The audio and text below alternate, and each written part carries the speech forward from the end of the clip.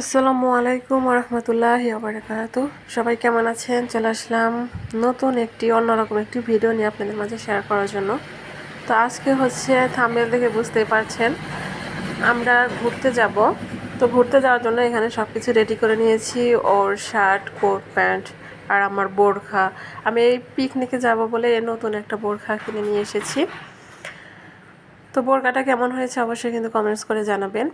আর এখানে যেহেতু একটু হালকা শীতও আছে, তো ভাবলাম যে একটা চাদরও নিয়ে যাই, বাসের ভিতরে তো ঠান্ডা লাগতে পারে, তো সেজন্যই। তো ঘুম থেকে উঠেছি প্রায় 5টার সময়, মানে যাব দেখে সেই ইয়াতে আমার ঘুমই হচ্ছে না, যেহেতু আমাদের 6:30টার ভিতরে উপস্থিত হতে বলেছে।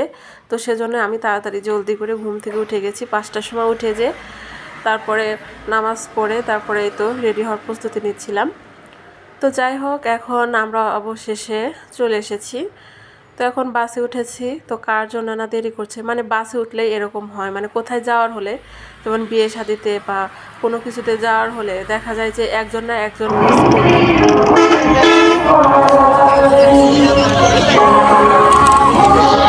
সেজন্য সবাই খালি পায়ে ফুল দিতে যাচ্ছে শহীদ মিনারে, সব স্কুলের ছাত্র শিক্ষকরা। তো ওদেরকে যেতে যেতে যেহেতু অনেক সকালে গিয়েছি, মানে সকালে তো আর অত সকালে কিছু খাইনি, তো আমাদের সবাইকে নাস্তা দিয়ে দিল। আর এখানে হচ্ছে 2টা বাস ছিল, 2টা বাসে মানে আমাদের অফিসের, মানে আমার হাজব্যান্ডের অফিসের আর কি কিছু লোক গিয়েছিল, পুরো সবাই না আর কি, তো কিছু লোক গিয়েছিল। তো তাদেরকে নিয়েই হচ্ছে আমরা এখন ঘুরতে যাচ্ছিলাম। তো এখানে একটা ডিম ছিল, একটা পাউরুটি ছিল আর কলা ছিল। এই তো এগুলোই সকালে নাস্তা দিয়েছিল, আর 1 বোতল পানি দিয়েছিল।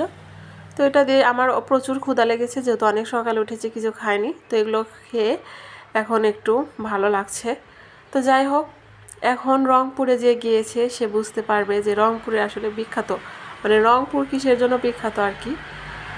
তো আমি তো আজকে ফার্স্ট টাইম রংপুর যাচ্ছিলাম। তো রংপুরে যেয়ে দেখি যে এরকম করে সব জায়গায়, মানে প্রত্যেক বাড়িতে বাড়িতে আনাচে কানাচে ঝোপঝাড়ে যেখানে যেভাবে জায়গা আছে আর কি, রাস্তার ধারেও এরকম করে এগুলো শুকাতে দিয়েছে। তো পরে জিজ্ঞেস করলাম যে এগুলো আসলে কি, তো বললো হচ্ছে এগুলো তামাক।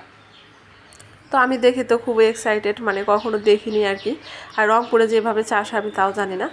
তো ক্ষেতগুলো দেখছিলাম, আর এভাবে সব বাড়িতে বাড়িতে দেখুন কত এরকম শুকাতে দিয়েছে।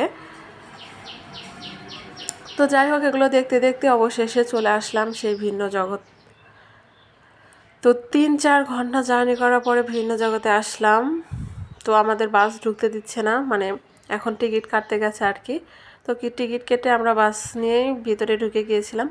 আর প্রথমে এসে দেখি এই স্থাপত্য। তো এটা দেখে তো আমার অনেক ভালো লাগছিল, কারণ দেখুন একটু খেয়াল করলে বুঝবেন যে এটার পরিবর্তন কি হচ্ছে, মানে একবার ভালোভাবে তাকাচ্ছে আর একবার দুঃখ ভরাক্রান্ত হৃদয় নিয়ে মনে হচ্ছে যে মুখটা ভাঁজ করে রেখেছে। তো দেখতে তো অনেক ভালোই লাগছিল।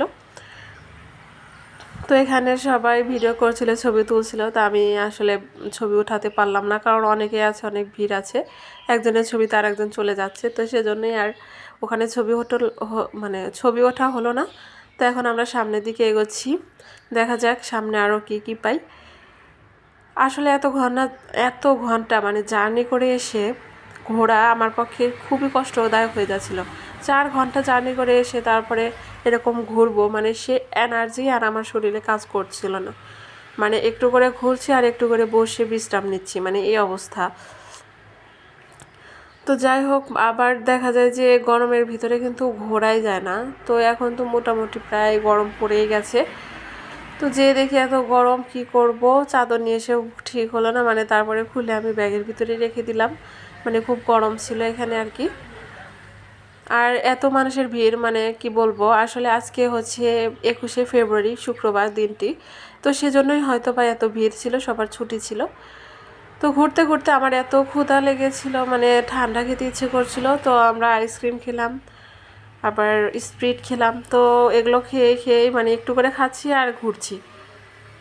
তো এদিকে হচ্ছে বললাম যে চলো রান্নাঘরে যাই, কি রান্না হচ্ছে দেখে আসি।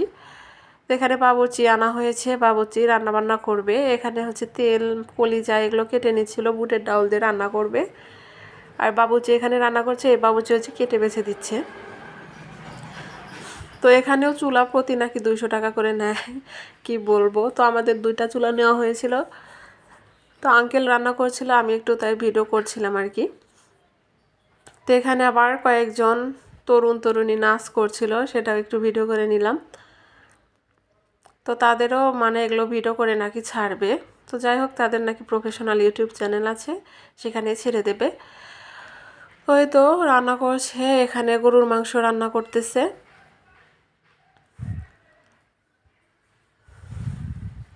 আর এত বক্স বাজতেছে, মানে একটার পর একটা, মানে কাছাকাছি, তো সব কাছাকাছিতে দেখা যায় যে এক জায়গার ভিতরেই 3-4টা বক্স বাজতেছে। কার বক্স কে শুনবে, মানে ওইটা শোনার মতো পরিস্থিতি নাই। আর চার যেরকম, মানে এত জোরে জোরে বক্সে সাউন্ড দেয়, কি বলবো, মানে মাটি শুদ্ধা কেঁপে ওঠে। মানে আমরা তো ওখানে থাকতেই পারছিলাম না, মাথায় একদম ব্যথা হয়ে গেছিলো, মানে কানটা মনে একদম ফেটে যাবে এই অবস্থা। তো মাটির উপর কত আজাব হয়, আল্লাহ আল্লাহ সবাইকে হেদায়েত দান করুক। যাই হোক, পিকনিকে আবার একটু এনজয় না করলেও হয় না, সবাই করে ঠিক আছে, কিন্তু একটু শালীনতার মধ্যে রাখলে ভালো হয়, যাতে অন্যজনের অসুবিধা না হয়, সেজন্য তাই আর বললাম আর কি। খাওয়া দাওয়া করে নিয়েছি, খাওয়া দাওয়া ছিল গরুর মাংস, বুটের ডাল আর দই। তো এই তো খাওয়া দাওয়া করে একটু ঘুরে ফিরে এখন চলে যাবো। তো আজকের ভিডিওটি এ পর্যন্তই। কেমন লাগলো অবশ্যই কমেন্টস করে জানাবেন, ভালো লাগলে লাইক কমেন্ট অ্যান্ড শেয়ার করবেন। আল্লাহ হাফেজ সবাইকে।